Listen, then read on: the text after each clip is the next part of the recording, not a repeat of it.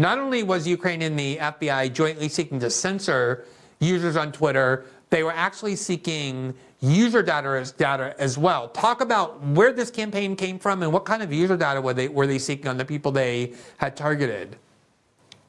Well, as we know from the previous Twitter files, the FBI and Twitter were in close contact to police so-called disinformation, most famously in the lead up to the reporting on the Hunter Biden story, which was censored by Twitter.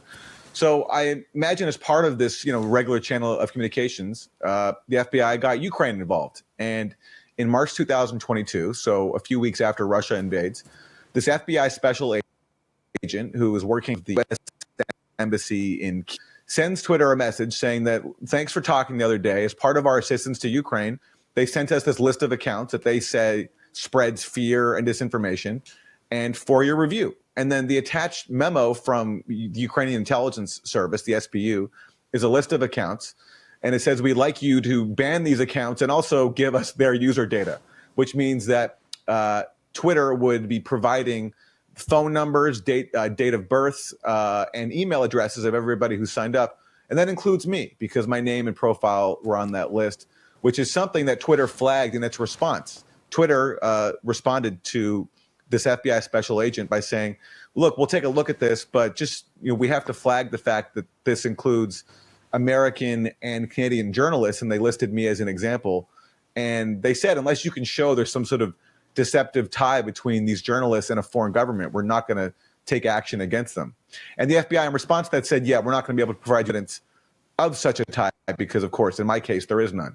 But that was the exchange. And it was news to me. I was on Ukraine's behalf censoring Twitter accounts. We do know from Lee Fong, and you've talked to him about this before on your show, I believe, that the FBI was working with Facebook to censor posts and accounts at the behest of Ukraine. This is confirmation that they're also doing this on Twitter. I just something on a personal note. I mean, I remember that time the Ukrainians issued a, what was it called, a kind of blacklist of people they claimed were acting as propagandists for the Russian government, and I was on there along with former Congresswoman Tulsi Gabbard, I think Tucker Carlson, Brazilian President Lula da Silva, who was just a candidate then, but someone very critical of the Ukrainian war effort, and several other people. And I remember being kind of enraged at the idea that the Ukrainians have continuously reached over and grabbed U.S. resources, which include my tax dollars, demanded an endless supply of weapons from my government that I help pay for with my taxes and just as being a citizen. And then at the same time, they're creating blacklists, like McCarthyite blacklists, of people who are supposed to stand accused of being Russian or Kremlin agents because we question our own government's involvement in this war, which happens to be a constitutional right that we have to do so. Just the audacity of it, I remember kind of just like enraging me. What was your reaction to seeing your name on that list? And it's a list, not just, again, of the Ukrainians and the FBI trying to censor you, but to gather private data about where you are, how you're connecting to the internet, could easily reveal all kinds of sensitive information about where you are and where you work. What was your reaction to that? Well, to me, it shows how extreme they are. I mean, not that anyone should be on this list, but if you look at my views, I don't think they're particularly radical. I think what I'm saying is pretty much what was used to be said by top-level U.S. officials who criticized the expansion of NATO, who pointed out, as Barack Obama did, that it's not worth going to war with Russia over eastern Ukraine, and who pointed out, I mean, and you covered this the other night, how there is a major neo-Nazi element inside the Ukrainian military. That doesn't mean that Ukraine's a Nazi state, but there is an influence there of powerful neo-Nazis who are in the military and in government. And that was acknowledged once in places like the New York Times. Now the people who say that are pushed to the margins and even get placed on these target lists for censorship. So to me, it's a reflection of how constrained the discussion has gotten around Ukraine. And compare this to how, imagine the reaction if Israel had done this. So Israel is very much protected by the bipartisan establishment in the US. There's no doubt about that. But do you think Israel could get away with marking people for censorship inside the US right now and asking the FBI to censor people? If like Mehdi Hassan of MSNBC, who's allowed to criticize Israel on MSNBC, if he was put on a list like this by Israel, would he say that this was no big deal, and I think he'd probably cover it. But Ukraine is so central to U.S. propaganda right now that even an act such as this just doesn't engender any criticism whatsoever. I mean, you're covering this now, but otherwise, there's been pretty much near silence at the news I broke about people like myself being put on a list that was passed to Twitter by the FBI at the behest of a foreign intelligence service. Yeah, I was talking to Michael Tracy about this last night. I think that for all the kind of repression and propaganda to which we were subjected during the Iraq War, there was actually more dissent permitted in the U.S. media about the war in Iraq than there is about Joe Biden's proxy war in Ukraine. And I have to say, having, confronted all kinds of factions on all sorts of different issues, not just in the United States, but around the world, the level of rage and hostility that is directed at you, the kind of smear campaigns that immediately emerge the minute you question NATO and EU and the US CIA support for the war in Ukraine is unlike many things I've seen before. As you say, it has become the single greatest priority of the West, and yet there's almost no debate about the extent to which the U.S. ought to be involved in this, what U.S. interests are at stake, because the establishment wings of both parties, as usual, as always, when it comes to American wars, are completely unified. What exit do you see, if any, to either this war and or the seemingly endless U.S. role in it? That's a great question, because I think this administration is so committed to it. I mean, you can see that in how intolerant they are at the idea of even a ceasefire. John Kirby, the White House spokesperson, said that a ceasefire would be unacceptable.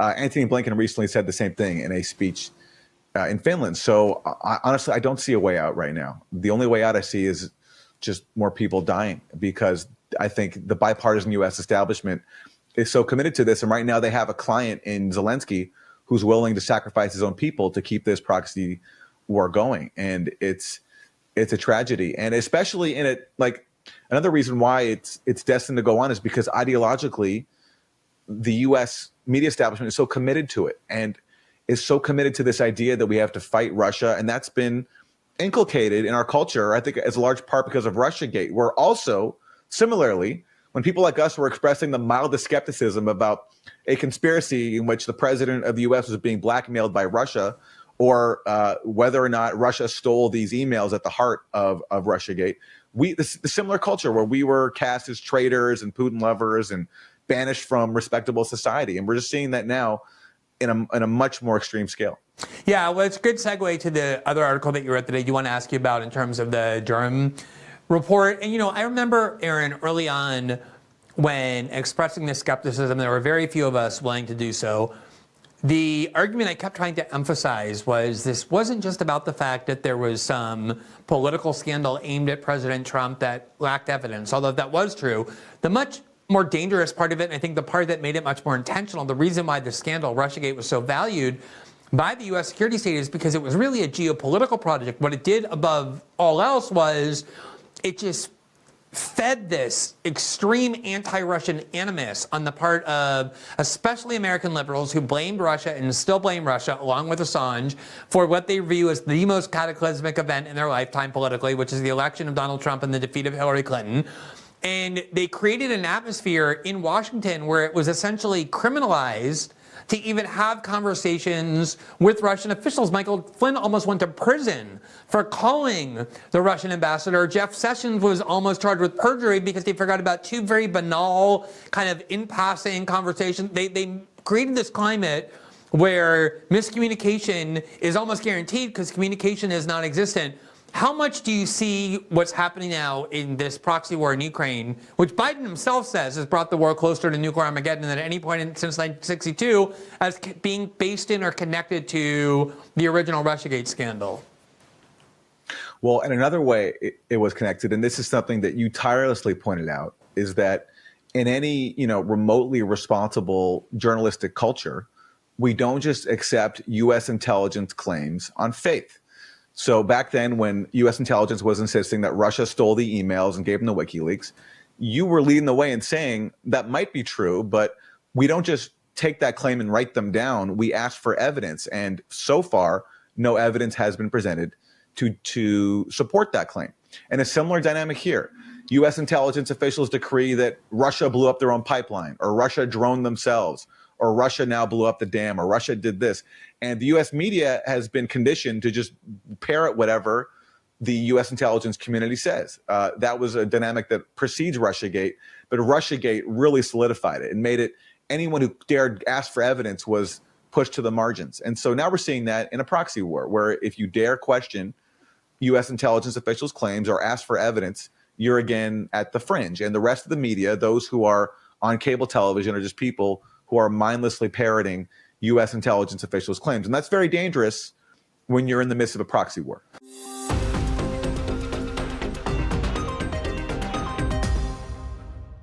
Thanks for watching this clip from System Update. Catch our full shows for free, live weekdays at 7 p.m. Eastern on Rumble, and join our locals community at greenwald.locals.com for all of my written journalism, exclusive after-show Q&As, and more.